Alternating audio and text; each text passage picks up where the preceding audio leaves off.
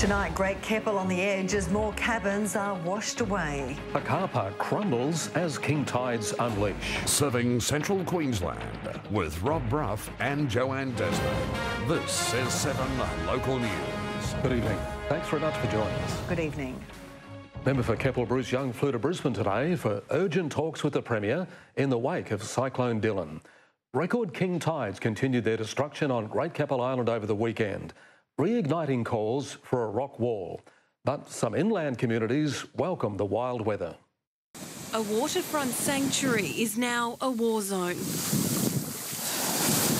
Nature swallowed up 3 cabins at the Hideaway Resort. We have an emergent situation on our hands. The owners want the state government to fund a rock wall, but some believe the issue has fallen on deaf ears. This issue has been known for many years now, and certainly the preference from the state government departments has been for soft infrastructure. Livingston Mayor Bill Ludwig called a crisis meeting with state government agencies this afternoon. We need all the departments and all of the resources we can muster. But while Cyclone Dylan caused chaos on the coast, it brought some hope in drought-stricken areas. After a long drought from 2013, Barcaldine and places in the central west are starting to get some very relieving rain coming off that cyclone.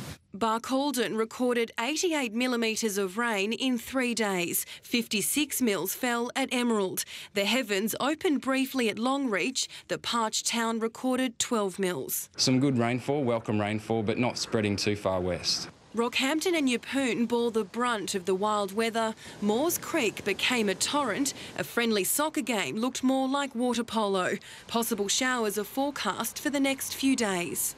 The third cyclone in less than a week has formed in the Gulf of Carpentaria. Tropical cyclone Fletcher may bring some rain to dry areas in the northwest, but there's little hope for the central region. The system that drifts west through the Gulf is going to move towards the Northern Territory. So that's moving away from our region. And Mother Nature certainly cast her wrath on this area, but it's not the only area that is suffering. Stephanie Jeans, 7 News. Boyne Island residents are calling for urgent action after king tides came dangerously close to homes by the river. The tidal surge also badly damaged a nearby car park, with parts of the concrete border breaking off and washing away. Locals fear their waterfront homes will wash away if another cyclone hits the region. The more dune that erodes away, the closer it gets to our houses. Waves from ex-tropical Cyclone Dylan caused extensive erosion to the Boyne Island coastline, which is now only metres away from some houses. With the high tides and the winds, we've basically lost another 8 metres today, or the last couple of days. It came right up to our retaining walls, as a matter of fact. Yeah, and we had waves up against the front of the house. Parts of a nearby car park have already collapsed. Down here, we just lost a big car park.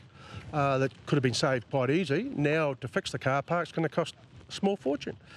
Well, council will most likely just make the car park shorter. Locals say they have begged Gladstone Regional Council to address erosion concerns in the area, to no avail. The problem we've got is that we can't get any action out of the council. We've been told that we're not allowed to do too much to help ourselves other than go to Bunnings and buy some sandbags.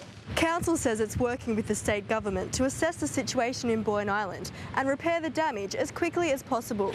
Council has been undertaking a shoreline erosion management plan, and that will come to the table within the month, and from then on that will give us the way to go forward. Rebecca Davis, 7 News. 7 News, more news.